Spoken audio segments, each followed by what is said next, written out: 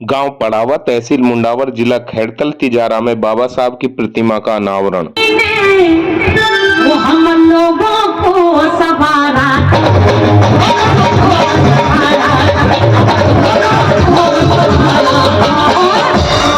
वो ऐसे चीन, अरे बाप हो जैसा कैसे हो बेटे। एक बात बताओ, जैसा बाप वैसे बेटों को होना चाहिए कि नहीं? कि बाप हो जैसा कैसे हो बेटे, और फिर घर में पढ़ाए क्यों तुम बैठे। भाई हमारे बाप का बहुत बड़ा घर है ना, घर में पढ़ाए क्यों तुम बैठे। वो मेरे बाप की बदनाम छोड़ दो। कौन कौन गुलामी से मुक्त होना चाहता है? उठा लीजिए हाथ। छोड़ दो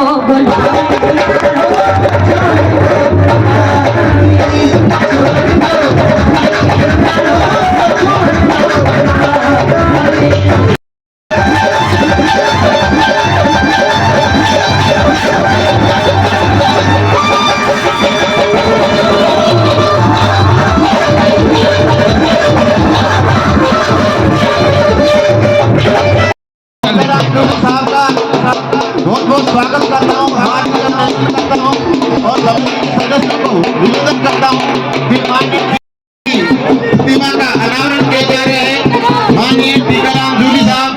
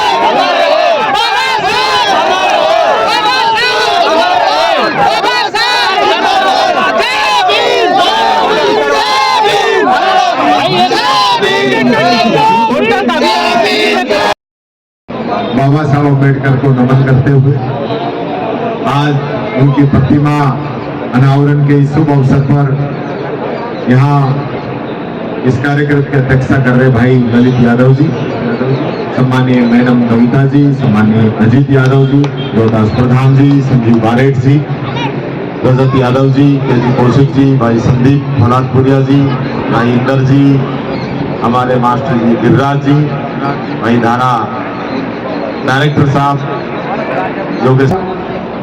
कि बाबा साहब अम्बेडकर ने कोई दलितों के लिए ही काम नहीं किया, उन्होंने दलितों को, पिछड़ों को और विशेष रूप से महिलाओं को आगे लाने का काम किया। और यही वजह है कि आज ये देश तरक्की कर रहा है।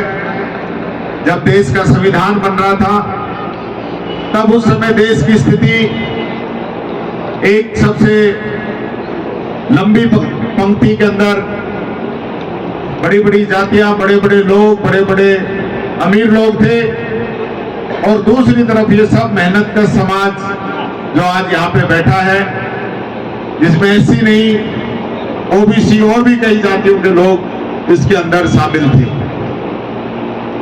बाबा साहब ने जब संविधान बना उस समय उनकी सोच देखिए, उन्होंने ये बात कही थी कि ये देश तभी तरक्की करेगा जब इस देश के अंदर समानता आएगी, इस देश के अंदर अमीर और गरीब ये भेद खत्म हो। और उस समय जातिवाद चरम पे था, देश को जातिवाद खाने लग रहा था।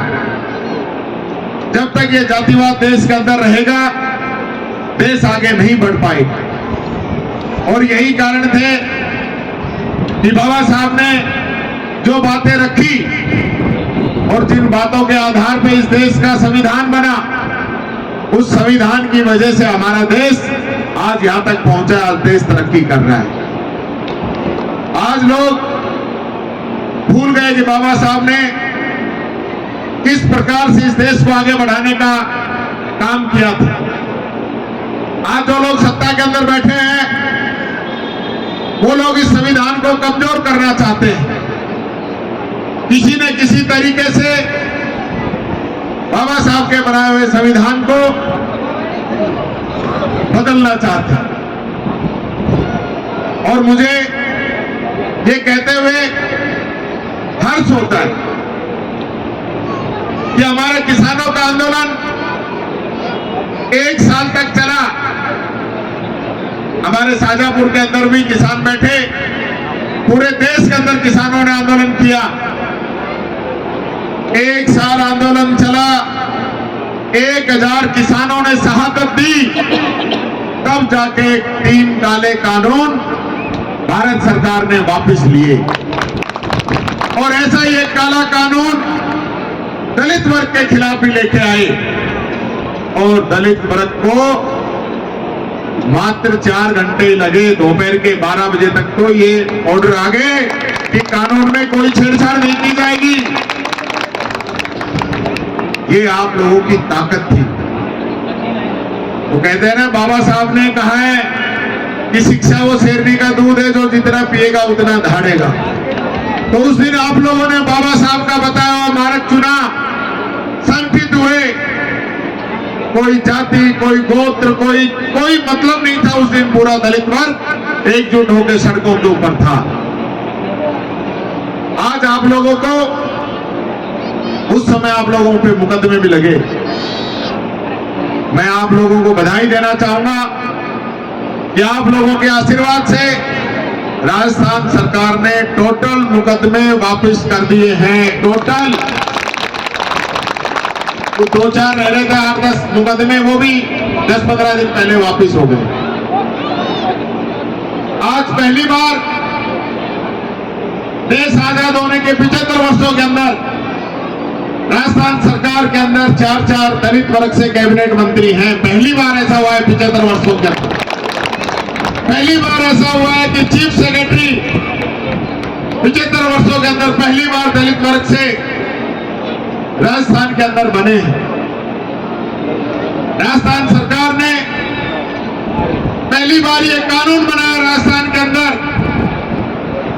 कि जहां एससी की जितनी आबादी है, उस आबादी के आधार पे ही यहां का बजट खर्च होगा। तो मैं आपको ये कहना चाहूंगा कि राजस्थान सरकार के कानून विधानसभा से पास हो गया है और लागू हो गया राजस्थान के अंदर कि टोटल बजट का 18% दलित वर्ग पे खर्च किया जाएगा। ये कानून राजस्थान के अंदर बन गया है। 1000 करोड़ रुपए का एससी कोष, जिसके तहत हम पूरे राजस्थान के अंदर काम कर रहे हैं। बच्चों को एजुकेशन, बच्चों को अच्छे बिजनेस कराने के लिए सरकार उनको प्रोत्साहन दे रही है, लोन दे रही है।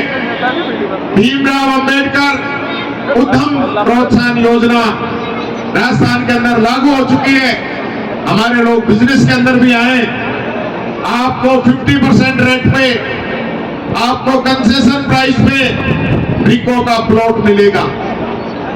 आपको लगभग बिना ब्याज पे काम करने के लिए पैसा मिलेगा। आपको लगभग 75% तक की सब्सिडी मिलेगी। आप काम करिए, आप आगे आइए। और किसान भी कोई काम करना चाहता है, वो किसी भी जाति का हो, किसान को भी एग्रीकल्चर से जुड़ा हुआ कोई भी काम करने पर 75% की सब्सिडी राजस्थान सरकार दे रही है। 2 करोड़ का काम करोगे, 2 करोड़ में 1.5 करोड़ राजस्थान सरकार देगी और 50 लाख बिना ब्याज के देगी। संदीप भाई लगा दे कोई बढ़िया सो प्रोजेक्ट जो लोगों को रोजगार मिले। हमने काम ऐसे किए हैं जो जनता के काम आए। अब संदीप मेरे को कह तो रहे रोड की, मैं भी बैठो सोच रहा हूं, मैं क्या यहाँ पार्षद कौन है? हम सब बीजेपी को है। तो फिर मैंने कहा एमएलए कौन है? हम सब वो भी बीजेपी को है। तो मैंने कहा सांसद तो कांग्रेस को, वो बोलना सब सांसद भी कांग्रेस बना है, वो भी बीजेपी को ही। और प्रधान भी बीजेपी को। मैंने कहा सारा इधर ही बीजेपी का है, फिर भी रोड ना बन रही हो तो मोदी तक की सरकार बैठी है।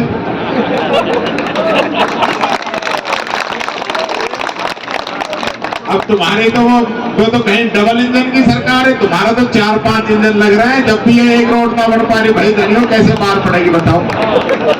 जनता की तो कोई गलती है ना, 2-2 बार एमएलए 2-2 बार है सांसद जिता के भेजा है। अब हम तो नहीं, हम तो मांगा हाँ भाई हम तो वैसे ही आए हैं तुम्हारे। असली बात तो जो जनप्रतिनिधि जहाँ से चुन के जाता है उसकी जिम्मेदारी होती है। मैं तो आज आया हूँ, कल आऊँ ना आऊँ, महीना बाद नंबर लगे, अब 5 साल बाद पहली बार आए हो। मेरे कहने का मतलब ये है, जो जनप्रतिनिधि हम चुनते हैं उसकी पहली जिम्मेदारी बनती है कि वो काम कराए। आज ठीक है आपकी राजस्थान में सरकार नहीं है, भारत में तो है, बड़े बड़े रोड आप दे सकते हैं, तो 9 किलोमीटर रोड की क्या बात। अब हमारी तो, मैं तो आज कह के भी जाता, पर मेरी झूठ बोलने की आदत नहीं है। 8-10 दिन में आचार संहिता लग जाने, 8-10 दिन में कोई मंजूर हो नहीं पाएगा। पर ये जरूर है, ये युवा साथियों ने कही है कि बाबा साहब की प्रतिमा के नाम पे यहाँ अम्बेडकर चौक बनना है, तो उसकी मैं घोषणा करता हूँ, यहाँ अम्बेडकर चौक आपका बनेगा। आपने अम्बेडकर पार्क की 4 दीवारी मांगी है, अम्बेडकर भवन मांगा है, अम्बेडकर पुस्तकालय मांगा है, और बीजवाड़ मोड़ पे जो है भीमराव अम्बेडकर चौक मांगा है। इन चारों कामों की घोषणा करता हूं मैं। और भाई शाजापुर के लोगों ने भी अम्बेडकर भवन मांगे हैं, उसकी भी मैं घोषणा करता हूं।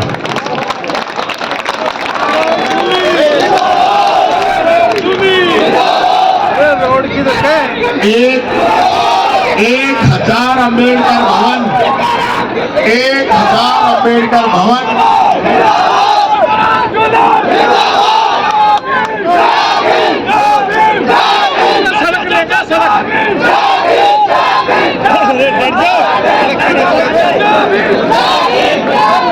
और लगभग 1000 अम्बेडकर भवन पूरे राजस्थान में बनवा रहा हूं, और 1000 में से भी लगभग 400 अलवर जिले के अंदर बनवा रहा हूं। और भी कोई मैंने तो खुली छूट कर रखी है, हर मंच पे कहता हूं, और भी किसी की कोई डिमांड है तो आज और दे जाना, उसकी भी पूर्ति कर दूंगा। और दरबारपुर में भी हमारे वीर सिंह जी कह रहे हैं तो 2 इनके भी, उनकी भी घोषणा करता हूं।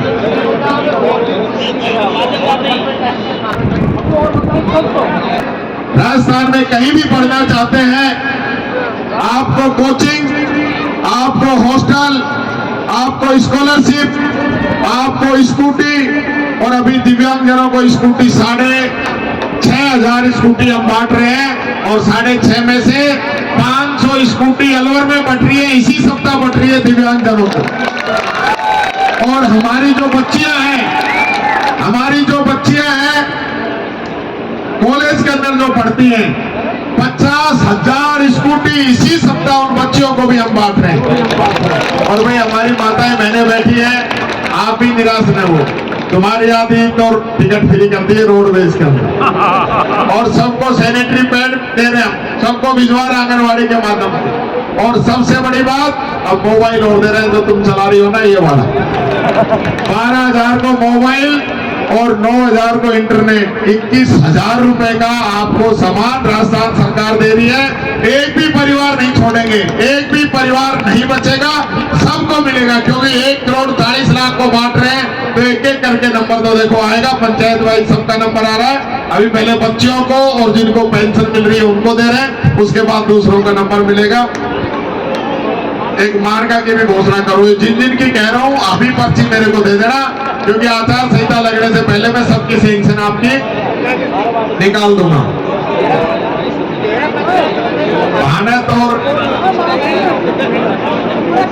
मैं आज कोई सारा ही पैसा तक कुंडावर में नहीं होगा, भानौत और नागा लूदिया की भी मैं घोषणा करता हूं। मैं फिर कह रहा हूं, राजस्थान सरकार के पास कोई कमी नहीं है। मैं फिर कह रहा हूं, हम देते देते नहीं थकेंगे, तो मांगते मांगते थक जाओगे। हमने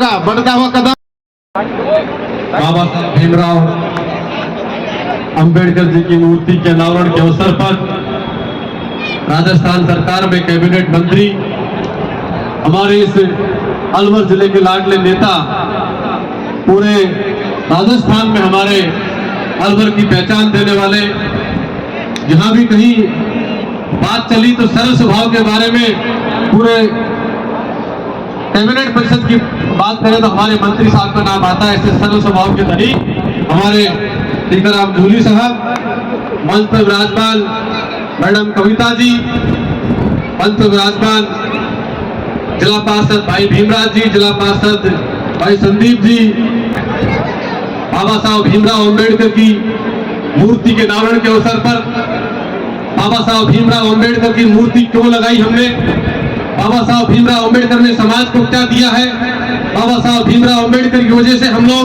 आज इस खुली हवा में बैठे हैं। आज हम सब लोग बाबा साहब भीमराव अंबेडकर के विचारों को साझा करने के लिए आए। इस मंच पर मुझे कहा गया कि राजनीतिक बात नहीं करनी चाहिए, बिल्कुल आप ठीक कह रहे हो। मंच पर आज का मंच बाबा साहब भीमराव अंबेडकर के विचारों का मंच है। हम उनके विचारों को आगे बढ़ाने की बात कर सकते हैं, इसलिए हम लोग इकट्ठे हुए हैं। गांधी जी की और अंबेडकर साहब की एक ही विचारधारा थी, तो अलग विचारधारा नहीं थी। हमें उन ताकतों से लड़ना है जो ताकतें आपको हमें बांटने का काम कर रही हैं, आपको हमें तोड़ने का काम कर रही है। मैं तो यही बात आपके बीच में कहने के लिए आया हूं। आप सब लोगों ने देखा है कि बाबा साहब भीमराव अंबेडकर ने अपने जीवन में कितनी पीड़ाएं झेली, कितनी तकलीफ झेली, अपमान झेला, और उसके बाद में भी हिंदुस्तान को सबसे बड़ा संविधान देने का काम किया। और उस संविधान के अंदर बाबा साहब भीमराव अंबेडकर के मन में कोई बदले की भावना नहीं आई, उनके मन में केवल भावना आई तो हिंदुस्तान को आगे बढ़ाने की भावना आई। और आज इस मंच पर जितने लोग बैठे हैं, ये ललित यादव खड़ा होकर इस मंच पर बोल रहा है तो बाबा साहब भीमराव अंबेडकर की देन है। ये टीकाराम जी मंत्री बनकर बैठे हैं तो बाबा साहब भीमराव अंबेडकर की देन है। ये जिला पार्षद भीमराज बैठा है, संदीप बैठा है, ये बाबा साहब भीमराव अंबेडकर की देन है। क्या उनकी उन्हीं की देन से हम लोग मंच पर बैठ करके अपनी बात कह रहे हैं। बाबा साहब भीमराव अंबेडकर ने अपने जीवन काल के अंदर ये सपना देखा था कि हमारे नौजवान शिक्षित बने, हमारे नौजवान शिक्षा से वंचित न रहे और शिक्षा लेकर के देश और दुनिया में हमारा नाम रोशन करें, अपने जीवन को आगे बढ़ाए, अपने परिवार को आगे बढ़ाए। बाबा साहब भीमराव अंबेडकर ने जो सपना दिखाया था, उसी सपने पर हम लोग चलने का प्रयास कर रहे हैं। क्यों कहा बाबा साहब भीमराव अंबेडकर ने कि शिक्षित बनो, इसलिए कहा कि शिक्षित बनेंगे तो निश्चित रूप से समाज आगे बढ़ेगा, प्रोग्रेस करेगा, उन्नति करेगा, किसी की तरफ हाथ फैलाने की जरूरत नहीं पड़ेगी। इसलिए बाबा साहब ने कहा कि सभी समाज के लोग उन्नति करें, शिक्षित बने, आगे बढ़े। ये बाबा साहब का संदेश था। बाबा साहब ने कहा स्कूल की घंटी भी बंद होनी चाहिए, स्कूल का घंटी जरूर बजना चाहिए। स्कूल की घंटी बजेगी तो नौजवान पढ़ेगा, नौजवान पढ़ेगा तो देश आगे बढ़ेगा, 36 कौम का नौजवान आगे बढ़ेगा। इसलिए बाबा साहब ने कहा स्कूल में हमारे बच्चों को भेजने का हमें लड़ना किन ताकतों से है, हमें उन ताकतों से लड़ना है। आज बताइए देश के अंदर अगर विद्यालय बंद होगा तो कौन से तबके के विद्यार्थी वंचित होंगे शिक्षा से। आज बताइए सरकारी अस्पताल बंद होगा तो कौन से तबके के हमारे समाज के साथी वंचित होंगे इलाज से। आज बताइए अगर IIT IIM बंद होगा तो कौन से समाज के तबके के लोग हैं उनसे वंचित, शिक्षा से वंचित होंगे। ये कौन चाल चल रहा है उसके बारे में सोचने की हमें आवश्यकता है। हमें बांटने का प्रयास लोग करते हैं, लेकिन हमें आपस में बंटने की आवश्यकता नहीं। हम तो केवल एक दिशा में चलने का हम लोग काम करेंगे। इन्हीं बातों को मैं आपके बीच में कहने के लिए आपके बीच हाजिर हुआ हूँ। ज्यादा लंबी चौड़ी चर्चा नहीं करते हुए मैं तो पुनः हमारे सभी साथियों से एक बात कहना चाहता हूँ कि हम लोग हर 5 साल कोई ना कोई फैसला करते हैं। आपके फैसले से आदमी आपके क्षेत्र का विकास करने का काम करता है। जो चुनकर गए उन्होंने काम नहीं किया।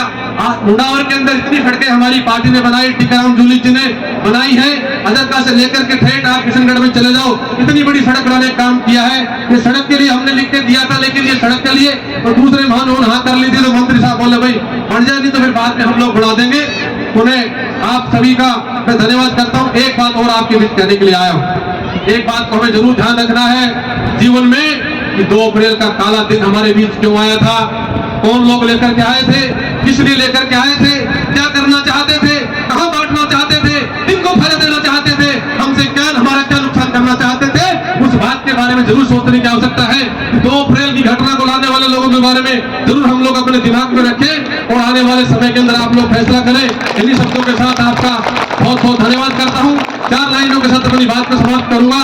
बाबा साहब भीमराव अम्बेडकर ने कि रुतबा मेरे सर को तेरे संविधान से मिला, रुतबा मेरे सर को तेरे संविधान से मिला, ये सम्मान भी मुझको तेरे संविधान से मिला, औरों को तो मिला मुकद्दर से मिला, मुझे तो मुकद्दर भी तेरे संविधान से मिला, तेरे संविधान से मिला।